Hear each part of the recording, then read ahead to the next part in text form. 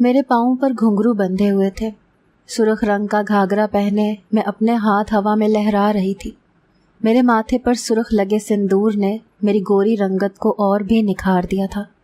میری لچکتی برہنہ کمر دیکھ کر مندر میں کھڑے پنڈتوں کی نظر مجھ پر ہی تھی۔ مجھے کوئی پرواہ نہیں تھی کہ مجھے کون کن نظروں سے دیکھ رہا تھا۔ میرے لیے اس وقت سامنے کھڑے اپنے پراتما اور ایشور کو راضی کرنا تھا۔ آہستہ آہستہ میرے ناچنے میں تیزی آنے لگی۔ میرے گھنگروؤں کی گونج اس وقت پورے مندر میں گونج رہی تھی۔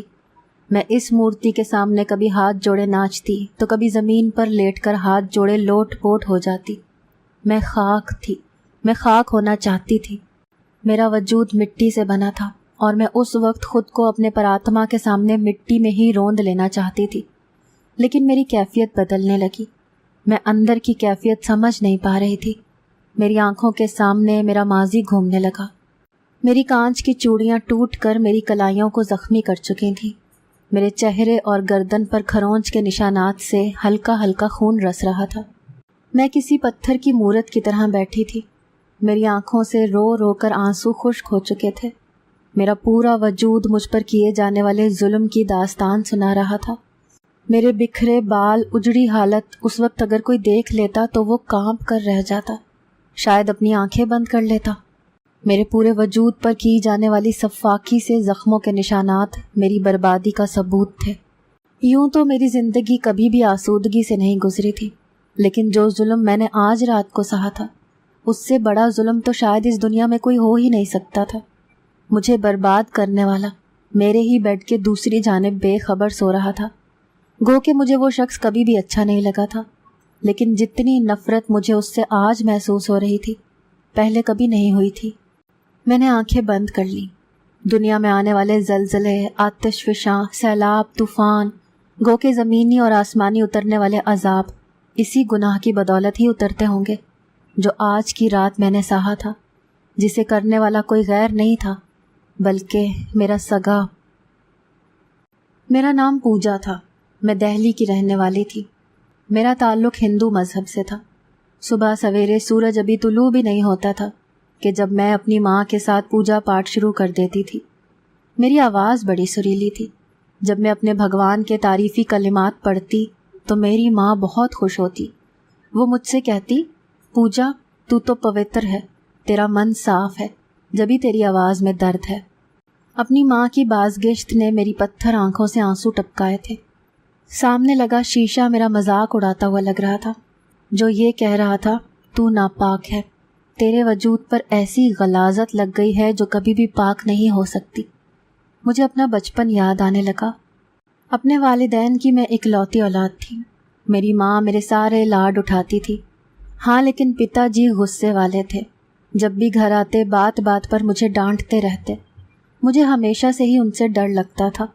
جب بھی وہ گھر میں آتے میں فوراً سے اپنے کمرے میں چلی جاتی۔ نہ جانے ان کی نظروں میں ایسا کیا تھا کہ مجھے ان سے بہت خوف آتا تھا۔ میں ایک ذہین شاگردہ تھی۔ بچپن سے ہی میرا دماغ بہت تیز چلتا تھا۔ میرے ساتھ ایک بات بہت عجیب تھی، وہ یہ کہ مجھے اپنی 3-4 برس کی عمر میں بھی ساری باتیں یاد تھی جو عموماً بچوں کو یاد نہیں ہوتی۔ مجھے آج بھی یاد ہے کہ میرے پتا جی مجھے شروع سے ہی غصے اور نفرت بھری نظروں سے دیکھتے تھے، لیکن مجھے اپنی ماں سے زیادہ اپنے پتا جی پر پیار آتا تھا۔ میرا دل چاہتا تھا وہ مجھے اپنی گود میں بھر کر پیار کریں، مجھ سے باتیں کریں، میرے لاڈ اٹھائیں، لیکن وہ مجھے دیکھتے ہی گھورنے لگتے تھے۔ ایک بار جب پتا جی گھر آئے تو میں نے اپنے ننھے منھے ہاتھوں سے گلاس پکڑا، اس میں پانی ڈالا اور چھوٹے چھوٹے قدم اٹھاتی ہوئی ان کے پاس چلی گئی۔ وہ اس وقت ٹی وی دیکھ رہے تھے۔ میں نے ان کے سامنے پانی کا گلاس پیش کیا اور بڑے پیار سے کہا، پتا جی پانی پی لو، آپ تھکے ہوئے آئے ہو۔ مجھے لگا تھا میرا باپ یہ سن کر میرے ہاتھ سے گلاس لے لے گا، مجھے پیار سے گود میں بھر لے گا، چومے گا، لیکن اس نے غصے سے مجھے بڑی زور سے پیچھے کو دھکا دیا کہ میں دور جا کر گری۔ میرے سر پر دیوار کا کونا لگنے سے میرا سر پھٹ گیا اور خون بہنے لگا۔ میرے چلانے پر میری ماں رسوئی سے باہر آ گئی۔ میرے سر سے خون کے فوارے چھٹتے دیکھ کر اس کی بھی چیخیں نکل گئی۔ اس نے اپنی ساڑی کے پلو سے ہی میرا سر دبا دیا تاکہ خون رک جائے۔ میری ماں نے کہا، تم انسان ہو یا جلاد؟ پتا جی کہنے لگے، اس کرم جلی کو مجھ سے دور رکھا کر، اسے دیکھ کر میرا خون کھولنے لگتا ہے۔ ان کی نفرت کی وجہ میں سمجھ نہیں پائی تھی۔ میری ماں مجھے ڈاکٹر کے پاس لے گئی۔ میرے سر پر سٹچز لگے تھے۔ اس کے بعد اپنے پتا جی کو دیکھ کر میں اپنے کمرے میں چلی جاتی۔ مجھے ان سے بہت خوف محسوس ہوتا تھا۔ میں اب بڑی ہو چکی تھی، 10ویں جماعت میں آ چکی تھی، لیکن اپنے باپ کے لیے میرا خوف کم ہونے کے بجائے بڑھتا ہی جا رہا تھا۔ میری کلاس میں میری دوستی بس ثنا سے تھی۔ وہ ایک مسلم لڑکی تھی اور عادت و اطوار کی بہت اچھی تھی، اسی لیے میری دوستی اسی سے ہوئی تھی۔ پھر ہم دونوں کے گھر بھی قریب تھے۔ میں اکثر دن کے وقت ثنا کے گھر چلی جاتی۔ ثنا کے والد امام مسجد تھے۔ ان کا چہرہ بڑا پر نور سا تھا۔ جب کبھی گھر آتے تو ثنا کے سر پر دستے شفقت ضرور رکھتے تھے۔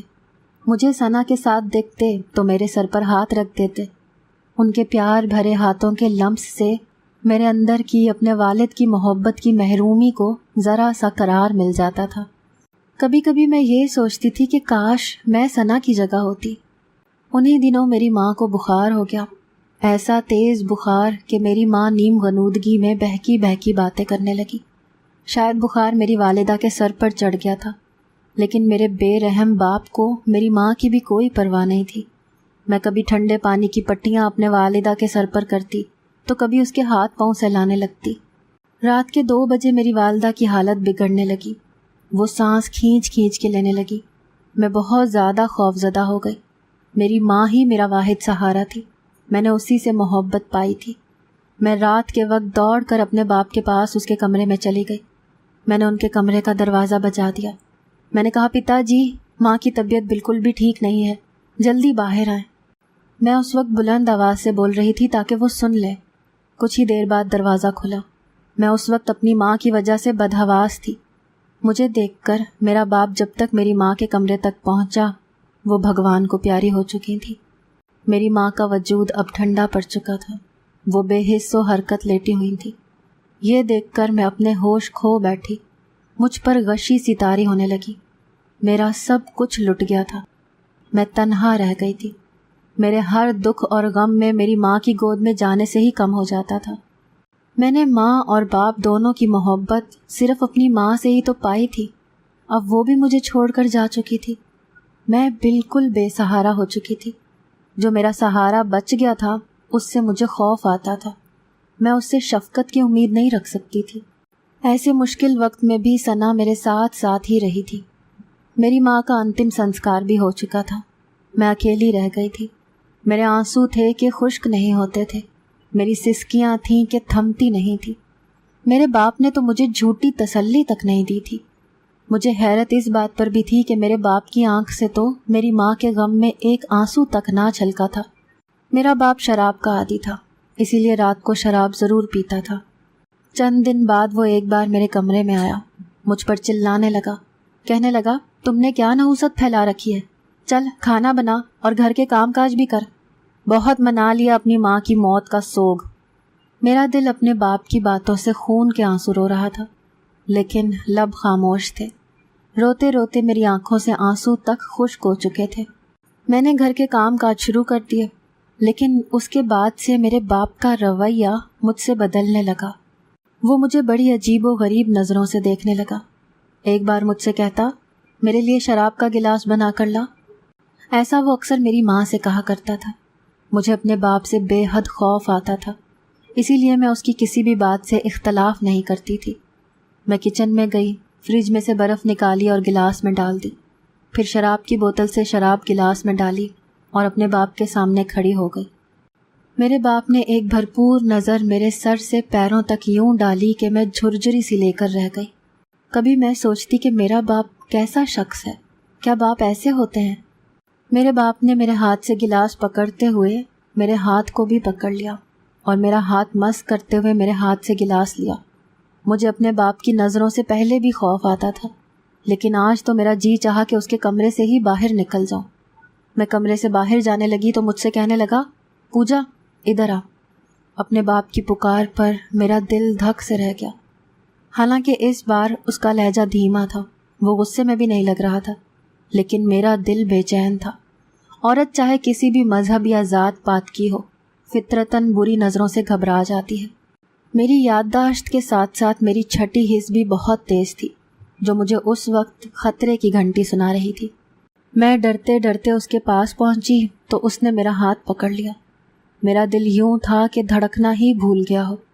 پھر مجھے اپنے بیڈ پر بٹھا لیا، کہنے لگا، میں نے تو اب غور کیا ہے، تو بڑی حسین نکلتی جا رہی ہے، کیا رنگ روپ نکالا ہے تو نے۔ وہ جس نظروں سے مجھے دیکھ رہا تھا، جس طرح کی باتیں کر رہا تھا، میں اس قدر بدحواس تھی کہ میرے پورے وجود کے مسام سے پسینہ بہنے لگا۔ اس وقت اس کی نظریں، اس کی باتیں ایسی ہرگز نہ تھیں جو ایک باپ کی ہوتی ہیں۔ ٹھیک ہی کہتے ہیں، شراب پینے کے بعد انسان نہیں رہتا، حیوان بن جاتا ہے۔ اس کی آنکھوں میں بیٹی کا احترام تک ختم ہو جاتا ہے۔ یہ سب کچھ آج میں اپنی جاگتی آنکھوں سے دیکھ رہی تھی۔ میں نے اپنے باپ کے ہاتھ سے اپنا ہاتھ چھڑوایا اور اپنے کمرے میں بھاگ کر چلی گئی، اپنا کمرہ بھی بند کر لیا۔ میرا دل اس وقت یوں تھا کہ سینہ شگاف کر کے باہر ہی آ جائے گا۔ مجھے اپنے ہی گھر میں اپنے ہی باپ سے ڈر لگ رہا تھا۔ میں صبح ہوتے ہی اسکول چلی گئی، لیکن اب پڑھائی میں بھی میرا دل نہیں لگ رہا تھا۔ میرے ذہن میں پتا جی کی باتیں آتی تو مجھے گھر جانے سے ہی ڈر لگنے لگتا۔ ثنا مجھ سے کہنے لگی کہ اللہ کی مرضی کے آگے ہم کچھ نہیں کر سکتے، تم اب اپنی والدہ کے غم کو بھلا کر اپنی پڑھائی پر توجہ دو۔ وہ سمجھی کہ میری خاموشی کی وجہ میری والدہ کی موت ہے، لیکن میں کسی اور ہی مصیبت میں پھنس چکی تھی۔ واپسی پر میں ثنا کے گھر چلی گئی۔ نہ جانے کیا بات تھی کہ مجھے اس کے گھر جا کر سکون سا ملتا تھا۔ اس کے گھر اس کے والد بھی تھے اور بڑے بھائی بھی، لیکن مجھے کبھی ان کی نظروں سے وہ الجھن محسوس نہیں ہوئی جو اپنے سگے باپ کی آنکھوں سے ہوتی تھی۔ جب میرا باپ مجھے دیکھتا تھا، میرے وجود میں سنسنی سی دوڑ جاتی تھی۔ پہلی بار میں نے وہاں تلاوت کلام پاک سنی تھی۔ ثنا کی والدہ بڑی خوش الحانی سے کلام پاک پڑھ رہی تھی۔ ان کی آواز نے تو گویا میرے اندر ایک ہلچل سی مچا دی تھی۔ لیکن میں ہندو مت سے تھی۔ جلدی سے میں نے خود کو جھڑکا اور گھر کے کام کا بہانہ بنا کر اپنے گھر آ گئی۔ اگر کچھ دیر اور وہاں بیٹھتی تو وہیں کی ہو جاتی۔ میں نے گھر میں آتے ہی اپنے گھر کے صحن میں ہی سامنے کرشن بھگوان کی مورتی پڑی دیکھی۔ صبح سویرے ہی میں اس پر اگربتیاں لگا دیتی تھی۔ اپنے دونوں ہاتھ جوڑ کر آنکھیں بند کیے میں کرشن بھگوان کے آگے راپ پڑھنے لگتی تھی تاکہ میری مشکلات ٹھیک ہو سکیں۔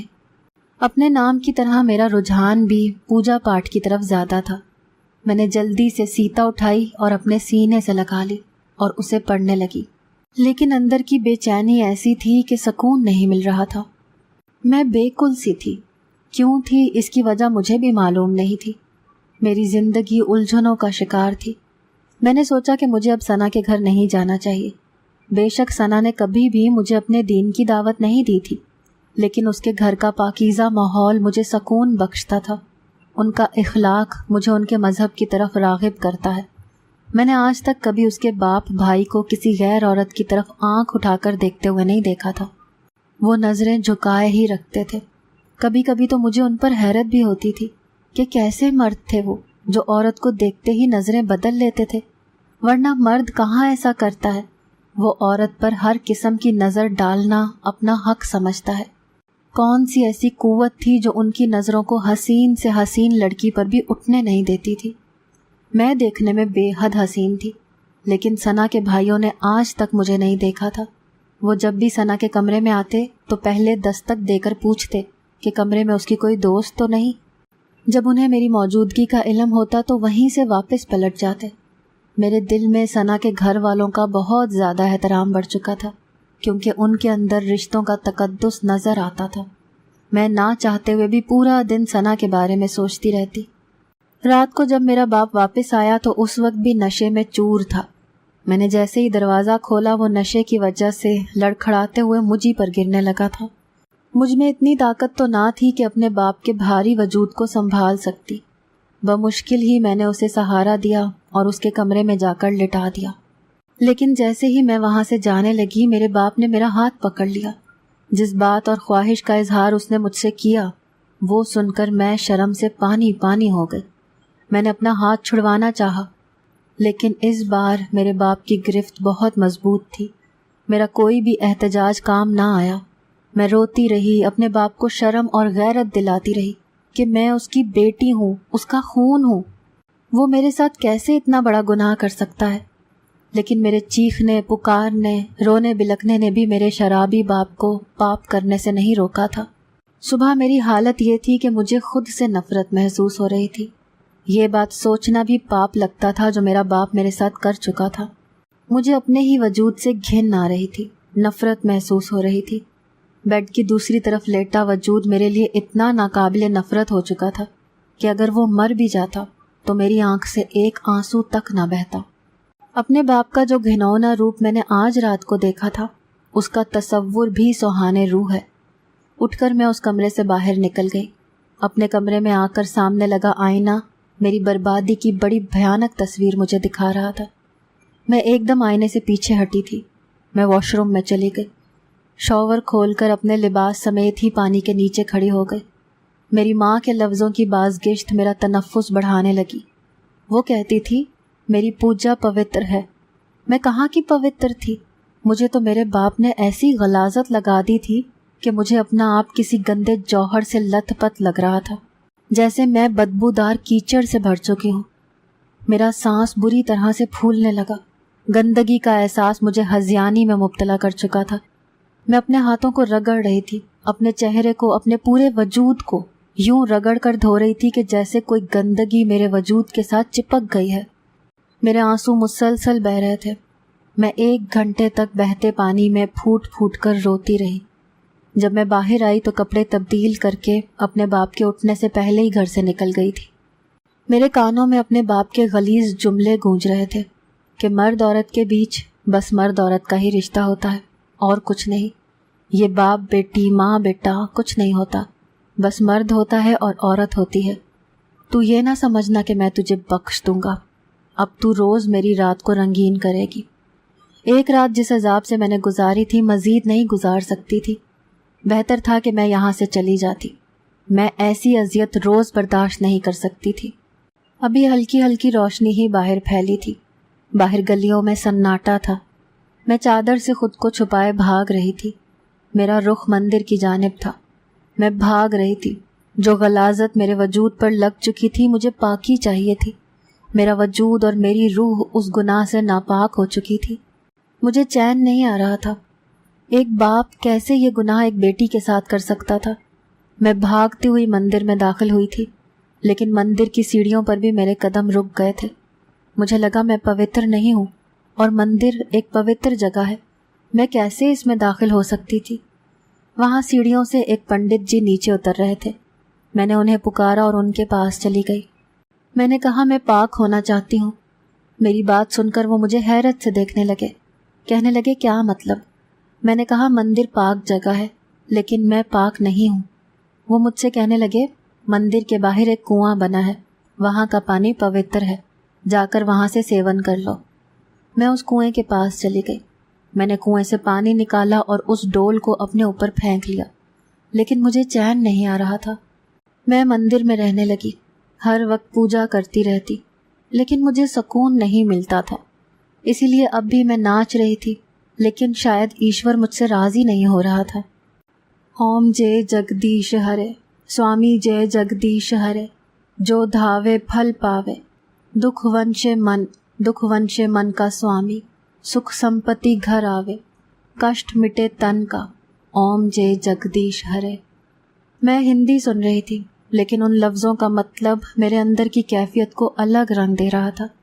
میرا دل بے چین سا ہونے لگا۔ جب مجھے مندر میں بھی سکون چین نہیں ملا تو میں وہاں سے بھی باہر نکل گئی۔ مجھے نہیں معلوم تھا کہ میری اگلی منزل کیا ہے۔ میں 1 سال سے اس مندر میں تھی، لیکن بے چین تھی۔ مجھے لگا پالنے والی ذات کوئی اور ہے، جس کی پوجا میں کرتی ہوں وہ تو اپنی ناک پر بیٹھی مکھی بھی نہیں اڑا سکتا۔ وہ ایک پتھر کا بت ہے، پھر وہ رب العالمین کیسے ہو سکتا ہے؟ اس کائنات کو چلانے والی ذات کوئی اور ہے۔ میرے اندر کا شور اس قدر زیادہ ہو چکا تھا کہ مجھے لگتا تھا میں پاگل ہو جاؤں گی۔ میرے قدم اذان کی آواز پر رکے تھے۔ اللہ اکبر کی صدا پر میرے دل کی حالت بدلی تھی۔ میری آنکھوں سے آنسو جاری ہونے لگے تھے۔ حی علی الفلاح کی آواز سن کر میرے قدم مسجد کی جانب اٹھنے لگے تھے۔ میں نہیں جانتی تھی کہ کون سی قوت ہے جو مجھے ادھر لے کر جا رہی ہے۔ شاید حق اور سچ کی قوت تھی کہ میں مسجد کے احاطے میں داخل ہو چکی تھی۔ سامنے مرد حضرات اپنی صفیں درست کر رہے تھے، میں وہیں کونے میں کھڑی ہو گئی۔ جب امام مسجد نے نماز میں تلاوت کلام پاک شروع کی، مجھ پر رکت سی طاری ہونے لگی، میرے اندر ایک طمانینت سی اترنے لگی۔ اس کلام میں شاید کوئی ایسا اثر تھا کہ میرے اندر کی پیاسی روح مجھے سیراب ہوتی محسوس ہونے لگی۔ جماعت ختم ہو چکی تھی، لوگ مسجد سے باہر جا چکے تھے، بس وہ بزرگ سامنے بیٹھے تھے۔ مجھے دیکھ کر کہنے لگے، بیٹی کوئی مسئلہ ہے تو مجھے بتاؤ۔ میں نے چادر سے اپنا چہرہ چھپا رکھا تھا ورنہ وہ مجھے پہچان جاتے۔ وہ ثنا کے والد تھے۔ میں نے کہا میں پاک نہیں ہوں، ایک گناہ گار ہوں، لیکن میں نے وہ گناہ جان بوجھ کر نہیں کیا، میرے ساتھ ظلم ہوا ہے۔ وہ خود ہی اٹھ کر میرے پاس آ گئے، کہنے لگے، اللہ کی ذات گناہوں کو بخشنے والی ہے، وہ رحیم ہے، کریم ہے، اپنے بندوں کے ندامت کے آنسوؤں سے ہی اس کے گناہوں کو دھو دیتا ہے۔ میں نے کہا میں ہندو لڑکی ہوں۔ پھر میں نے اپنی ساری بات انہیں بتا دی، اور جب اپنے چہرے سے چادر ہٹائی تو میرا چہرہ دیکھ کر وہ حیران سے ہوئے تھے، پھر نظریں جھکا گئے، کہنے لگے تم پوجا ہو؟ میں رونے لگی۔ وہ کہنے لگے تمہارے ساتھ زیادتی ہوئی ہے، تم مظلوم ہو، خود کو گناہ گار نہ سمجھو۔ میں نے کہا مجھے جو سکون یہاں مل رہا ہے وہ پوجا پاٹ میں نہیں ملتا، میں کلمہ حق پڑھنا چاہتی ہوں۔ انہوں نے چند لوگوں کی موجودگی میں مجھے کلمہ پڑھایا، میں مسلمان ہو چکی تھی۔ پھر وہیں اسی مسجد میں انہوں نے میرا نکاح اپنے بیٹے یعنی ثنا کے بھائی سے کر دیا۔ میرا نام بھی انہوں نے عائشہ رکھا۔ جب میں ان کے گھر آئی تو ثنا مجھے دیکھ کر حیران رہ گئی۔ جب اسے میرے بارے میں سب کچھ معلوم ہوا تو وہ خوشی سے نہال ہو گئی، کہنے لگی یہ میری دلی خواہش تھی، میں روز دعا کرتی تھی کہ تم مسلمان ہو جاؤ اور میری بھابھی بن جاؤ۔ پھر مجھے یہ بتانے لگی کہ میرے شرابی باپ کو کوڑ کی بیماری لگ چکی ہے، اس کے وجود سے ایسی بدبو اٹھتی ہے کہ کوئی بھی اس کے قریب نہیں جاتا۔ وہ موت مانگتا ہے لیکن اسے موت بھی نہیں آتی، وہ روز تڑپتا ہے، جب اسے تکلیف ہوتی ہے تو اس کی چیخیں پورا محلہ سنتا ہے۔ وہ منہ سے اعتراف کرتا ہے کہ اس نے تمہارے ساتھ کیا ظلم کیا تھا۔ یہ سن کر خدا کی قدرت پر میرا یقین اور بھی پختہ ہو چکا تھا۔ بے شک وہ ذات اپنے بندوں کو اکیلا نہیں چھوڑتی۔